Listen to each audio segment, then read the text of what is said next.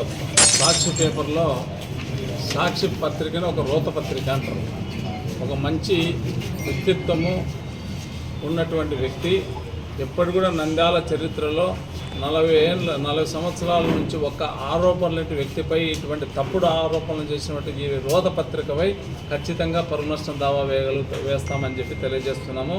58 కోట్లు అన్నాడు కదా, 60 ఇంకా ఒక 2 కోట్లు కలిపి 60 కోట్ల వాళ్ళపైన సాక్షి యాజమాన్యం పైన అందరిపైన ఈ రాతలు రాసిన వాళ్ళపైన అందరిపైన కూడా పరువు నష్టం దావా దాఖలు చేస్తామని తెలియజేస్తున్నాం. నేను ఛాలెంజ్ చేసి చెప్తా, ఇదిగో సుప్రీంకోర్టు ఇచ్చిన జడ్జిమెంట్ ఉంది, ఖచ్చితంగా రమ్మానండి ఛాలెంజ్ చేసి చెప్తా.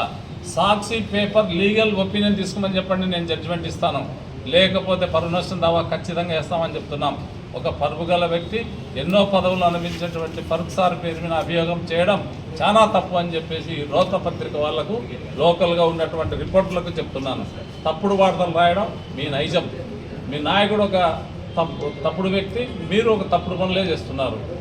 ఈ సాక్షి పేపర్ ఉన్న రిపోర్టర్లే తప్పుడు డాక్యుమెంట్ రికార్డ్ చాలా రిజిస్టర్లు చేసినారు నంద్యాలలో. నేను నిరూపిస్తాను, నా దగ్గర డాక్యుమెంట్లు ఉన్నాయి. రిపోర్టర్లే, సాక్షి రిపోర్టర్లే దొంగ డాక్యుమెంట్ రెడీ చేసినారు, నేను నిరూపిస్తాను. ఫరూక్ సార్ కానీ, ఫరూక్ సార్ కుటుంబం కానీ, జమాల్ సార్ నస్యం ఫ్యామిలీకి ఎటువంటి అలవాట్లే లేవు. ఇటువంటివి నిరూపిస్తా అంటారా అండి, ఛాలెంజ్ ఎక్కడికైనా సరే. సరే అట్లే విజిలెన్స్ కమిటీకి రెడీ, మున్సిపాలిటీ అయిన అక్రమాలు జరిగినాయేనో దానికి ఏం రెడీ, దీని మీద ఎంక్వైరీ కమిటీ వేస్తామా, రెడీ రండి చూద్దాం. ఇది మీరు సుప్రీంకోర్టు అడ్వకేట్ గారు, వాళ్ళకు మంచి చాలామంది తెలుసు కదా సాక్షి పత్రిక వాళ్ళకు. ఈ జడ్జిమెంట్ ఇస్తాం మీ ముందరనే, తీసుకుపోయి వాళ్ళ లీగల్ అడ్వకేట్, వాళ్ళ లీగల్ ఒపీనియన్ తీసుకొని, వాళ్ళ లీగల్ ఆఫీసర్తో తీసుకొని దీని మీద ఒపీనియన్ తీసుకోమనండి. నేను ఛాలెంజ్ చేసి చెప్తున్నా. లేకపోతే లీగల్ టీం రమ్మనండి, మేము కూర్చుంటాం. ఎక్కడైనా సరే పబ్లిక్ ప్లేస్లో కూర్చుందాం, రమ్మని చెప్పండి. సాక్షి పేపర్ వాళ్ళకి నేను ఛాలెంజ్ చేసి చెప్తున్నా.